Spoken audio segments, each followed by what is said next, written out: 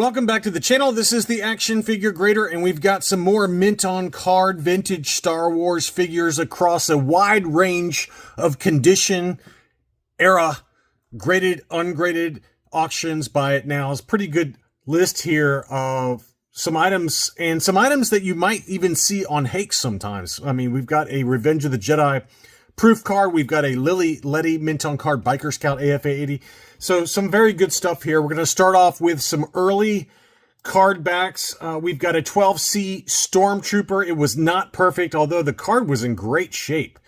It did have a big blister ding, unfortunately, in the top right corner for this Stormtrooper.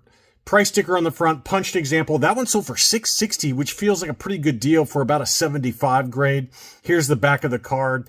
Had some kind of issues going on by the proof of purchase there. It's hard to tell whether that was just from removing a price sticker or what, but very bizarre kind of hacks in the back of there. So that could be ink on the back. It looks like it probably is ink on the back. That'll keep the price down on that one. Next up was a Darth Vader yellowed blister. This was a 12 back B, unpunched, no price sticker. It did have some light creases here and there, nothing major, but the yellowing to the blister is the main reason this one was held back in price. It still went for a pretty big number given the yellow blister at $14.25, probably more than I would spend personally, but you know, it is an early 12 back Darth Vader that is otherwise in pretty high grade based on the photos that I can see. So I can understand why someone pays it. It's just not, you know, to me, I'd rather have a clear blister, even if it was in slightly worse condition, for about the same money, but that's my personal opinion. We had a 75 grade, although you could maybe argue that this was probably overgraded by AFA. It got the 75 overall with that card score of 75, but that is a pretty major crease, color breaking crease in the upper left-hand corner. For it to still get the 75 seems, maybe to me anyway, maybe a little overgraded, but it is a pretty nice looking blister, although even the blister itself looks like it's starting to yellow maybe. You know, it's got kind of a yellowish tint to it. So maybe this one was graded a while ago and has not held up that well. So this one sold for $492. As you'd expect, it was kind of towards the lower end of the value range, in my opinion, for a 75 grade 20 back Walrus Man. If it was a crystal clear blister and without that crease, but still a 75 grade, I tend to think it's going to go for quite a bit more money, maybe $600 to $700 to $800, somewhere in. I would say $700 would be a safe bet in terms of a final sales price if it didn't have that kind of aesthetically displeasing crease that really holds it back, in addition to potentially yellowing to the blister. So next up, we had Brian's Toys. They listed a 75 grade. This one actually went a lot less than I was expecting. I was thinking at least $1,000 for this one. This was a 20 back A Han Solo large head, AFA 75, admittedly. I think maybe because of the 70 grade for the blister that held it back. But, you know, it's an early Han Solo that presents pretty well. And I'm a little surprised that one didn't go higher than it did, but that's what it sold for, $710. Pretty good deal there, if you ask me. And a 70 for the blister. I mean, I don't know why this one got a 70. It's got some rippling going on. It looks like maybe some stress marks on the top of the blister and then on the right-hand side. So that was enough to get the 70 for the blister score. But it's not bad enough to lower the overall down to a 70. So I think I get why they graded it where they did. But a pretty nice looking example to me for $710. That feels like a really good deal. That's a really nice looking example for the early Han. Next up here was that Imperial attack base, factory sealed, that we had in a what to buy video a couple of weeks back, and I had no idea where this one was going to end up. I think the first photo makes it look a lot nicer condition than it really was in, because when you start looking at the zoomed in photos, it did have some pretty major creasing going on in the top left hand corner, and then again also by the Star Wars logo. Otherwise pretty good from those angles. The bottom of the box had some light creasing going on, and the back of also the back side of the box, you can see that creasing going on the back side of the box. But it was factory sealed, and I think I get why it sold for what it did at $609. I've seen better examples higher grade. This is probably like a 70 grade. I've seen higher grade examples go for double that price or more on Facebook. There was one on Facebook I did find that sold, I think it was 1,200, and that one was about 75, maybe a low 80 grade condition. So this one, again, ungraded, probably at best a 70 grade, sold for 609, which is still not a bad deal. This is not something you'd grade. I think you just put it in an acrylic case and call it a day, but pretty nice. I don't know what's going on with this one. I don't know what's going on. This one is a Palitoy 45 back Chewbacca. This is a Toy Tony. It was not advertised as such by the seller, I don't think. Let's see. Super rare, vintage, new, factory sealed. No, it's not factory sealed. No, it's not. It's not. It was sealed by a gentleman named Tony over in the UK. And that's why it got the 90 grade, the gold level 90 grade from AFA back in the day before AFA and UKG caught on to what he was doing.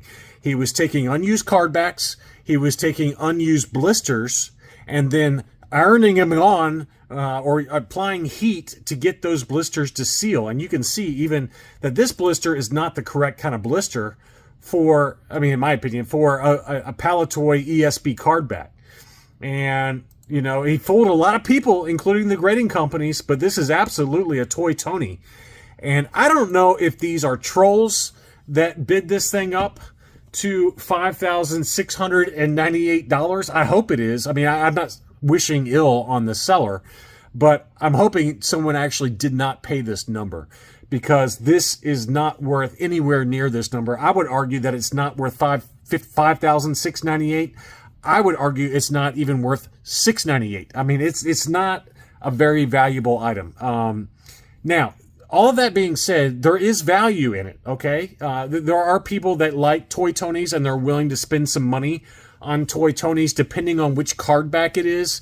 The German General Mills card backs in general, those are in demand. People do want those, and you'll spend $600 or $700 or $800 on one of those depending on the character. I had a UKG 90. It's not, obviously, it's a Toy Tony, but it was a German General Mills for Bosk, and I think I paid about $600 or $700 for it, and that's what I sold it for. I didn't like make a profit on it, but you know, it sold very quickly because people like to see those foreign language, German language card backs. Now, something like this, what would I value it at? I would say $400 to $500. That's really what it's worth. So again, I'm hoping that somebody didn't actually pay this number and that this was just somebody trolling. I mean, it's annoying from a seller's perspective, but the seller should have noted in the auction description that this was a Toy Tony, and include maybe links to Mr. Palitoy's card back guide that kind of details what happened with the Toy Tony scandal back in whatever it was, 2013. So, you know, if he gets this number, then shame on him, okay? But I would wager that this is not a closed, paid-for auction. But that's what it sold for in the auction, so I wanted to show it. But you got to be careful, guys. You got to be careful with these Palitoys, especially. It's only really on Palitoys and German General Mills and a few others, but you're not going to see any U.S. Kenner cards that are Toy Tonys. But be very careful and reference, look online. Type in on Google, go and say type in Toy Tony checklist or something like that. And Echo Base Vintage Variants and Echo Base, the UK group on Facebook, they offer a print guide that you can buy. It's for donations. They donate it to children with cancer and things like that. So I paid like $10 or $15 and I got a nice guide from them that has a very detailed checklist.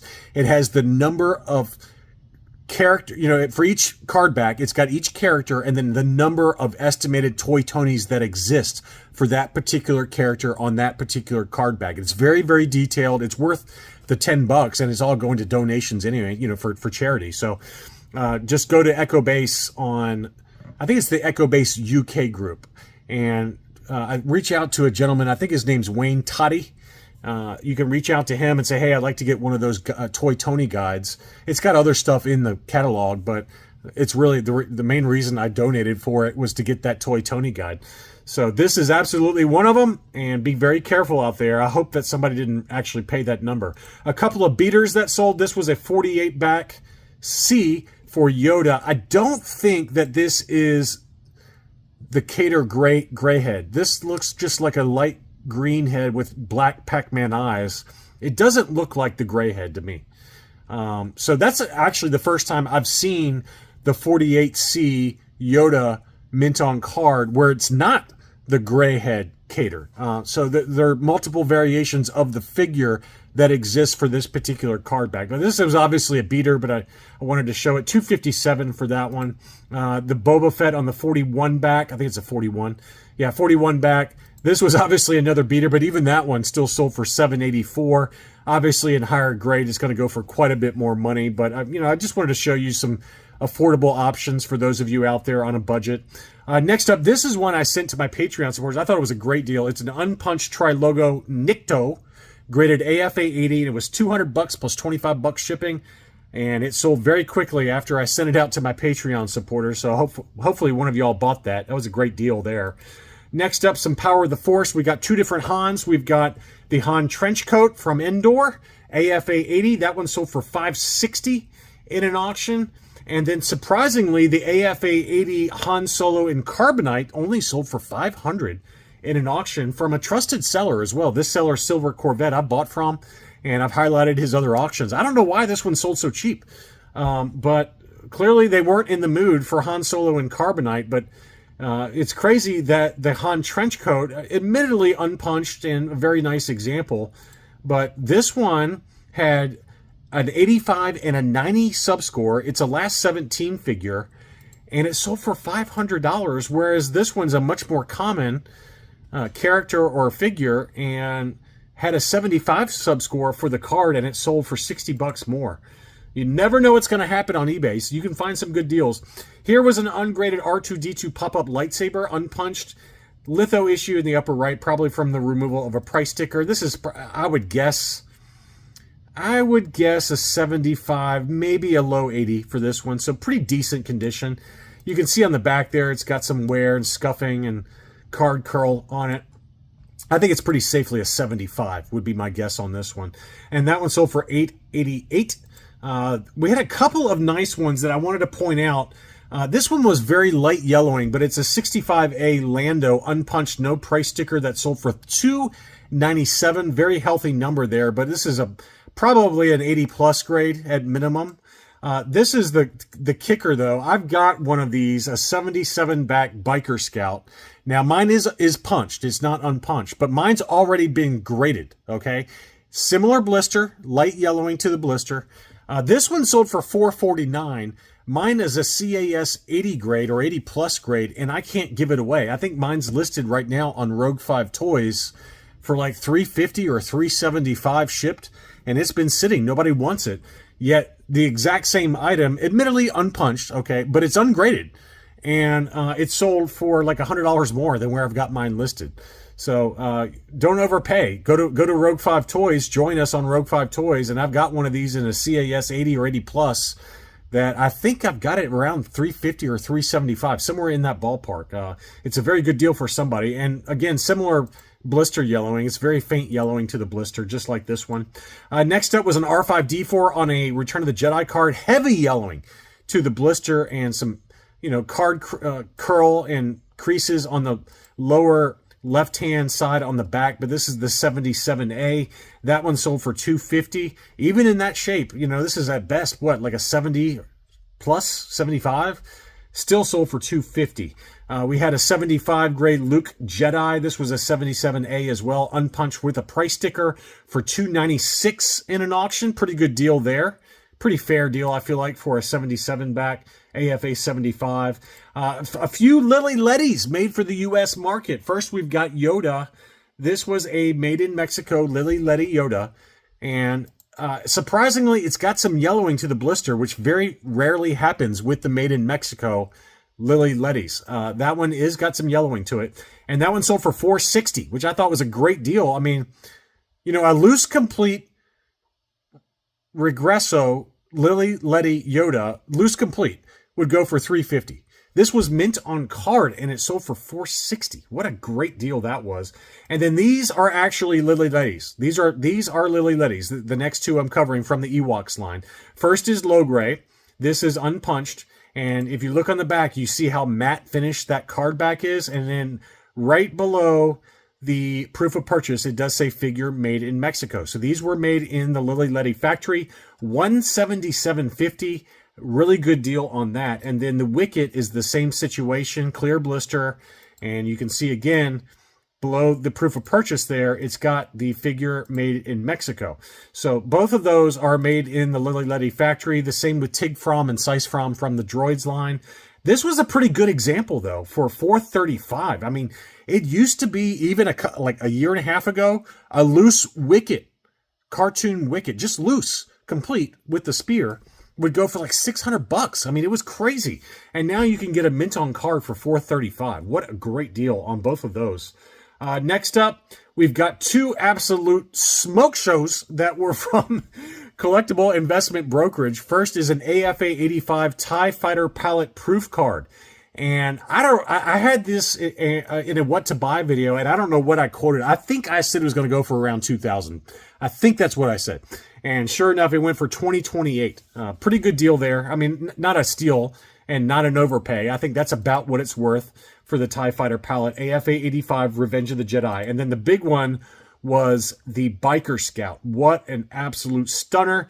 This is the positive card back for the Mexican market, Lilly Ledy Biker Scout 80, 85, 85. So very high grade Regreso La Guerra de las Galaxias Biker Scout. This is an absolute gem, and it sold for $2,900. I would actually argue that number is probably a little low. If you're going to hold my feet to the fire, I would have guessed $3,500 for this one.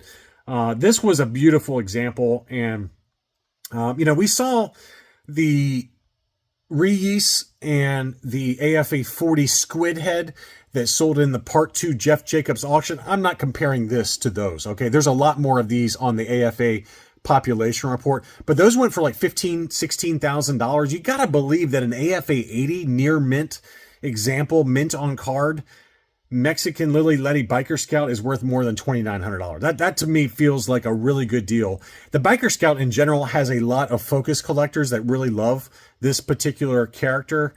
I'm shocked that it went this low, to be honest. But this was ending on May 18th. We had the Heritage auction. We had the Jeff Jacobs auction that ended a few days before this. People were broke. The wallets were crying.